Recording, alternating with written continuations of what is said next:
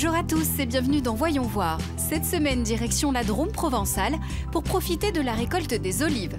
Ici, on cultive la tanche, une variété que l'on trouve exclusivement dans les régions nyonçais et les baronnies et qui a obtenu en 1994 le précieux label AOC. Rencontre avec Bernard Audran, oléiculteur depuis 20 ans et producteur adhérent dans la coopérative du Nyonçais Vignolis. Bonjour Bernard. Eh bien bonjour. Merci beaucoup de prendre le temps pour nous. On va découvrir une belle aventure, celle de l'histoire de l'huile d'olive de Nyons. Alors déjà un point peut-être sur ce secteur, un petit point géographique. Où est-ce que nous sommes? Nous sommes dans le sud de la Drôme. Donc nous sommes à Nyons, quartier d'Ectuaire. Donc comme vous le voyez, on domine toute la ville de Nyons. Et donc nous sommes sur l'appellation AOC Nyons, donc avec cette magnifique olive qui est la tanche. Voilà. Et on va découvrir ce fameux cahier des charges parce qu'effectivement, donc c'est bien vert autour de nous. Est-ce que on est donc sur une zone protégée, contrôlée? Est-ce que ça vient du sol? Est-ce que ça vient de l'air? Est-ce que ça vient de ces arbres qui sont centenaires, je crois? Où est la spécificité de Alors la cahier des charges? spécificité de Nyons, c'est donc j'en reviens au fait que ce soit la tanche. Et la tanche, en fait, elle ne peut résister qu'à un certain niveau de froid. Donc Nyons, c'est on va dire le maximum et le minimum. Il y a un microclimat à Nyons. Et donc ce microclimat favorise l'olivier. Alors ni trop sec et surtout pas trop humide. Et donc on a quelque chose qui favorise cette variété qu'on ne trouve pas ailleurs en France. Oui, justement, voilà. On dit qu'elle est unique, cette olive. Alors est-ce que vous avez aussi un travail unique sur ces arbres? Parlez-nous un petit peu de votre métier, peut-être du calendrier sur l'année.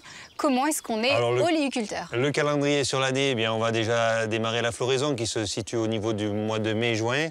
Donc là, il faut que tout se passe bien, mais en principe, ça se passe bien. Et ensuite, on a l'été qui est des fois un petit peu sec, mais c'est pas grave, on amène un petit peu d'eau ou pas, en fonction de l'été qu'on a. On essaye de lutter contre la mouche avec les moyens que l'on a, le plus doucement possible avec une traçabilité très stricte. Et une fois qu'on a passé ce cap, il reste la maturité à obtenir. Donc là, on arrive là au moment de la récolte. Là, on est encore un petit peu tôt pour faire de l'olive de bouche. On est sur de la récolte, essentiellement de l'huile, là, actuellement. Donc, qu'est-ce qu'on fait? En début de saison, on a une olive qui commence à tourner, qui commence à être noire. Et donc, quand on a des petits calibres, etc., là, on commence à ramasser pour l'huile. Et la table, pour l'olive de table, elle viendra aux alentours de la Noël. La période des récoltes est un moment chargé pour les oléiculteurs. Les olives entrant dans la composition de l'huile doivent être livrées au moulinier au maximum 4 jours après la récolte. Et les olives de table doivent quant à elles attendre de devenir naturellement fripées, donc avec moins d'eau et plus de goût. Dans les deux cas, la récolte reste artisanale et laisse peu de place aux machines. Et au niveau de la cuvée 2018-2019, on m'a dit que chaque année, elle est différente. C'est un petit peu comme le vin, il y a des particularités. Alors, qu'est-ce qu'on peut dire sur celle qui arrive? Là, je vous laisserai aller au moulin, déguster l'huile. Je crois que ça sera le plus simple. Je crois que vous allez y aller. Donc actuellement, on a, comme vous pouvez le constater, une très belle récolte, qui est abondante, qui n'a pas du tout de piqûres de mouche. Ouais, elles sont donc, qui a été très peu traitée dans la mesure où on n'a pas eu de pression. Voilà, donc on devrait avoir un produit, comme d'habitude, formidable. Ça promet dans l'assiette, effectivement. Ouais, beaucoup d'amour et de travail derrière cette olive. Allez, je sais que vous avez été chef avant. Alors, un petit coup de cœur. L'olive, est-ce qu'on la mange chaude, froide, en entrée, en dessert, en plat? Un petit coup de cœur. Moi, je vais vous parler plutôt du chaud, parce que je connais mieux le chaud, en ce qui concerne l'olive. Alors, l'olive, déjà, à l'apéritif. Ouais. C'est tout bête. Hein. On a un produit extraordinaire, donc tout seul, à l'apéritif, avec la AOC Nyons, on n'a aucun souci. Une simple pintade rôtie, dégraissez le jus, vous le liez avec un peu d'affinade, il n'y a pas plus. Vous n'avez pas besoin d'aller chercher plus loin. Je pense qu'on est partant. Je pense qu'on est tous conquis. En tout cas, on va vite aller rejoindre la boutique, la coopérative. On va pouvoir enfin déguster et parler de cette olive. Elle part où? Qui la consomme aujourd'hui? Merci beaucoup Bernard, merci bien. Le temps de rejoindre la coopérative Vignolis qui rassemble plus de 350 oléiculteurs de Nyons. Direction l'Isère où les gourmands se rassemblent autour du mûrson. C'est l'un des produits phares du plateau mathésin. Un saucisson à cuire au goût inimitable, né à l'époque où l'on tuait encore le cochon au début de l'hiver pour passer la saison maigre. Le mûrson, c'est son nom, se distingue par un goût légèrement anisé qui donne toute sa fraîcheur à la viande. Son origine daterait de l'époque où l'on venait de loin pour travailler à la mine.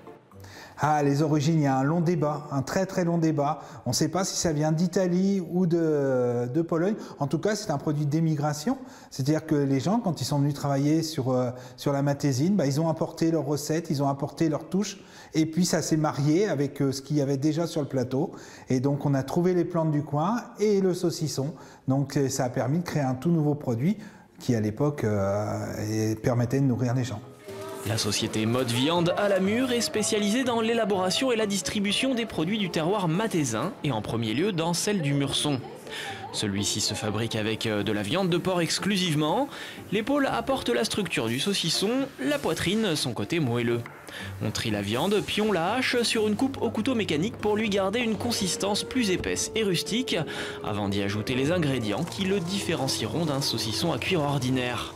Ici, on a les ingrédients qu'on va incorporer dans le Murson.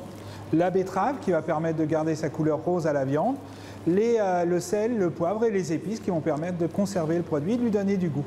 Et évidemment, l'ingrédient secret, celui dont tout le monde rêve, le carvi. Donc le carvi qui est la plante locale qui va agrémenter le Murson et donc en faire un produit extraordinaire. Le carvi ou cumin des prés produit de petites graines au goût anisé qui donnent toute sa saveur au Murson. On ajoute ensuite le cognac qui va permettre de conserver le goût, puis on peut mettre la chair dans les boyaux. Laurent et Martine Jaunet sont fiers de leurs produits. Depuis qu'ils ont repris l'entreprise il y a une quinzaine d'années, ils s'efforcent de le faire connaître au-delà des frontières de l'Isère. Avec d'autres producteurs du plateau mathésin, ils s'unissent pour obtenir une IGP, indication géographique contrôlée. L'objectif, c'est vraiment de valoriser ce patrimoine gastronomique mathésin. Il a de quoi faire, on a quelque chose de très très bon et il faut le faire savoir et se protéger par rapport à des contrefaçons. Et les chefs étoilés locaux ne s'y trompent pas, comme Christophe Haribert qui sert du Murson dans son restaurant Les Terrasses à Uriage. Nous sommes de retour à Nyons, dans la Drôme. Au pays des olives, la coopérative agricole Vignolis est une institution incontournable du paysage du Nyonçais et des Baronnies. C'est ici que sont fabriquées les olives de table et l'huile au label AOP. Anne-Laurent, bonjour. Bonjour. Merci beaucoup de poursuivre avec nous l'aventure de cette olive de Nyons. Alors on voit beaucoup de produits autour de nous. On peut enfin goûter cette huile d'olive sous différentes formes. Mais avant ça, on va faire un point sur cette coopérative. Alors qui se cache derrière cette coopérative? Quelle est son histoire et surtout ses acteurs? Alors la coopérative de Nyons, c'est une vieille institution puisqu'elle a été créée en 1923. Et on a une particularité aujourd'hui, c'est qu'on est une coopérative avec une activité oléicole telle qu'on l'a vu ce matin, mais également une activité vinicole, une activité fruits et puis une activité approvisionnement.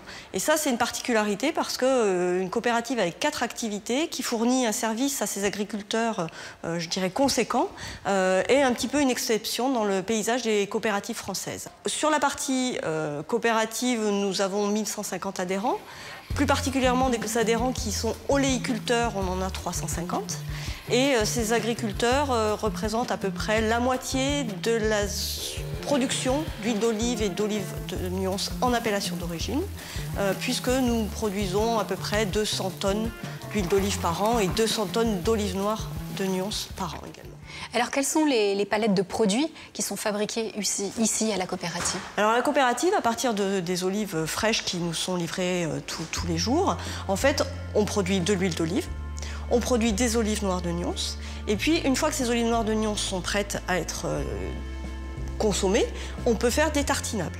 Différentes pâtes d'olive, donc ça peut être de la tapenade, ça peut être de la finade. La finade étant une particularité de l'AOP Nyons, c'est un produit qui a un nom déposé, où c'est une simple pâte d'olive noire de Nyons. Quand je dis une simple, parce que c'est un produit, je dirais, presque brut, naturel, brut, ouais, du produit brut. Mais par contre, en termes gustatifs, c'est vraiment une explosion en bouche, et l'olive se suffit largement à elle-même d'un point de vue gustatif. L'huile d'olive reste le produit phare. Pour sa fabrication, les olives sont d'abord effeuillées et lavées. Elles sont ensuite écrasées par un broyeur. On obtient alors une pâte qui sera séparée en 3 types. Les déchets, comme la peau et le noyau. Le deuxième constitué de la chair de l'olive et de l'eau. Le troisième de la fameuse huile d'olive AOC. Toute cette procédure est faite de façon mécanique et à froid.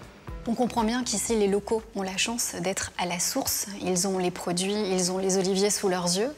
Qu'en est-il des habitants de la région Auvergne-Rhône-Alpes, voire même des Français? Est-ce qu'on a accès à cette huile d'olive de Nyons dans nos boutiques, près de chez nous aussi? Alors, l'intérêt d'être dans une coopérative aussi, c'est l'intérêt d'avoir une quantité suffisante pour être commercialisée en dehors de la zone. Donc bien évidemment, il y a cette boutique qui est importante, où on montre notre savoir-faire à nos consommateurs, mais notre huile d'olive, effectivement, se retrouve au niveau régional et au niveau national dans diverses boutiques, que ce soit dans des épiceries fines, que ce soit chez des cavistes, on retrouve cette huile d'olive de Nyons. On a à cœur, ici, vraiment, d'être très présent sur la zone Rhône-Alpes, Auvergne-Rhône-Alpes, puisque on se dit les meilleurs ambassadeurs, c'est quand même les régionaux qui sont là, qui ont déjà entendu parler de Nyons, donc qui sont peut-être plus à même de se dire tiens, je vais essayer de découvrir, de déguster, et qui par la suite peuvent aussi disséminer tout autour d'eux cette huile d'olive et ces olives qui sont quand même formidables d'un point de vue gustatif. Qui sont vos ambassadeurs aujourd'hui de ce fameux produit? Alors effectivement, la meilleure récompense, je dirais, pour les producteurs et puis pour nous aussi coopératifs, c'est lorsque l'on a un ambassadeur de renommée qui utilise nos produits et qui les met en valeur dans sa cuisine. On a la chance d'être chez Pierre Gagnère, on a la chance d'être à Biarritz, à l'hôtel de Biarritz, on a la chance d'être chez chez Trois Gros, enfin on a chez différents chefs de renommée. Et puis localement, on travaille aussi avec un chef étoilé qui est Julien Alano, le chef étoilé du Clair de la Plume, et avec qui on a travaillé plus particulièrement à la mise en avant de nos produits.